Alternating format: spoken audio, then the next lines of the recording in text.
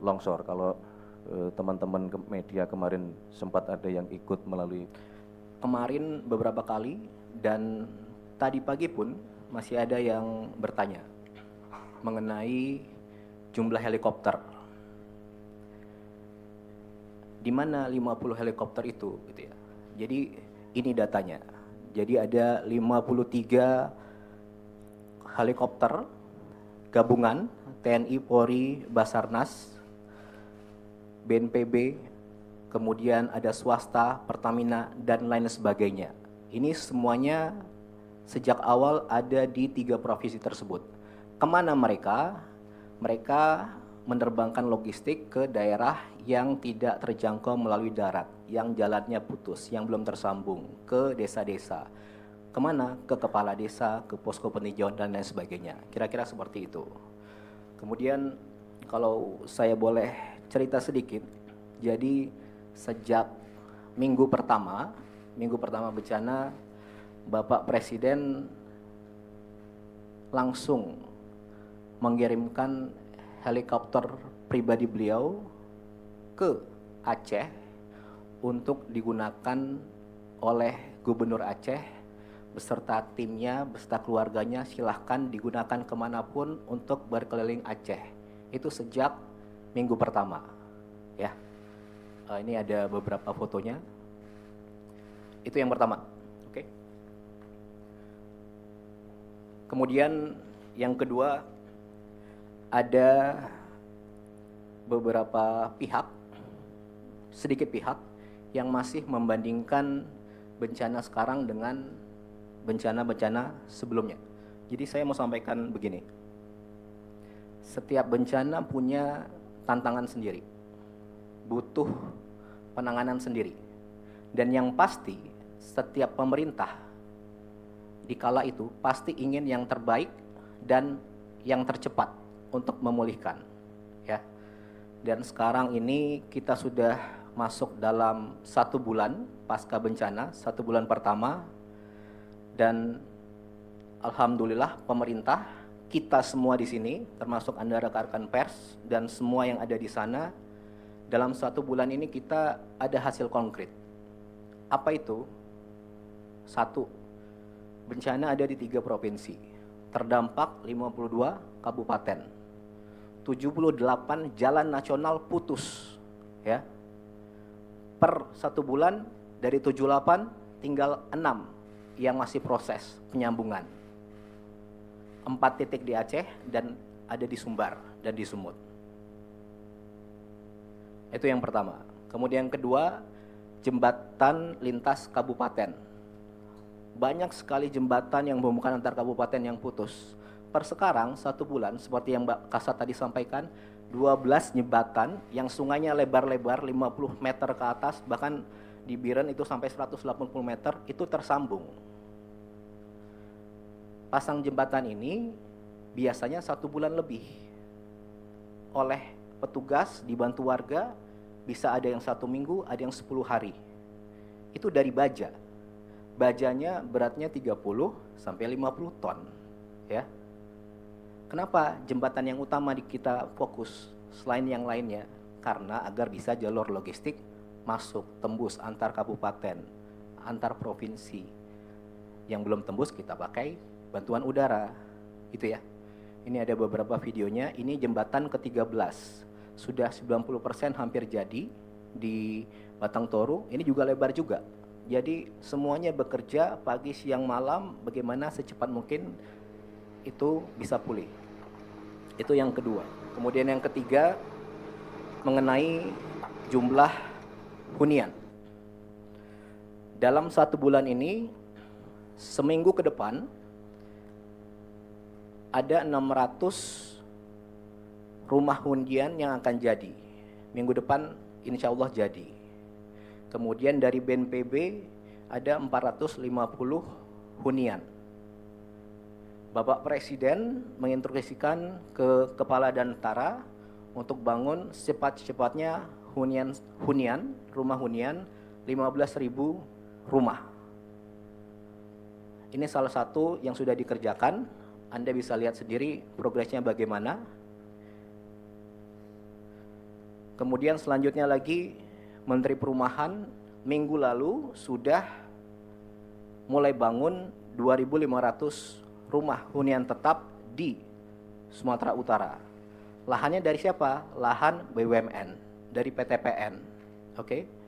Minggu depan akan bangun lagi sekitar 2.500 lagi di 3 provinsi tadi, ya. Itu yang ketiga. Kemudian yang kedua, rumah sakit. Jadi menurut Pak Menkes ada 87 rumah sakit yang terdampak. Semuanya lumpuh, ya. Dalam 1 bulan ini 87 itu semuanya sudah bisa melayani pasien.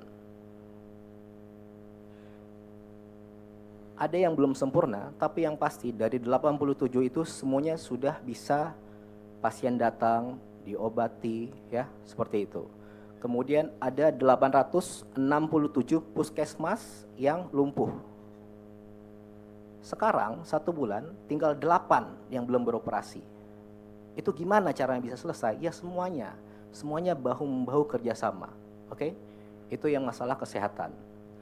Kemudian ada beberapa sekolah yang lumpuh sekarang sudah bersih, sudah ada mulai mengajar. Walaupun musim libur, anak-anak dari pengungsian main ke sana, baca, sekolah, belajar sedikit.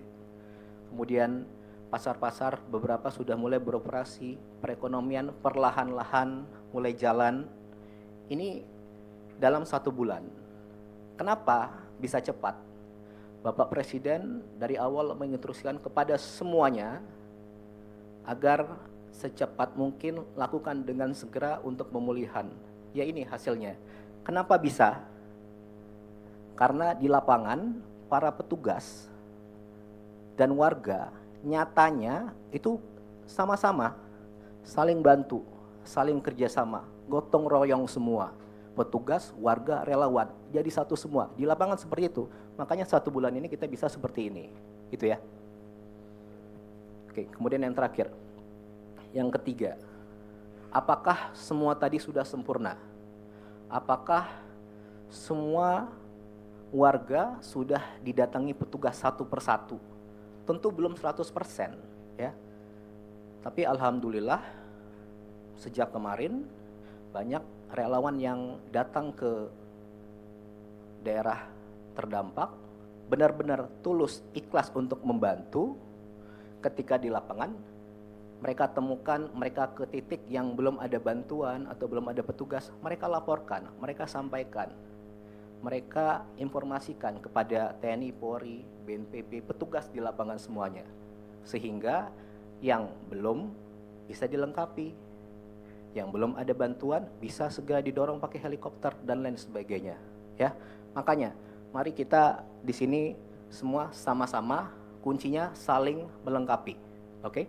Jadi kalau Anda datang memang niatnya benar-benar tulus, bukan cari keuntungan sendiri, ya ayo kita sama-sama, kita bantu. Banyak sekali ya yang seperti itu. Ya. Semuanya kira-kira seperti itu, datang tulus ikhlas untuk bantu. Oke? Jadi rakyat Indonesia ini adatnya saling bantu. Bangsa Indonesia ini dari dulu gotong royong. Saya mau lihatkan video 1. Silakan.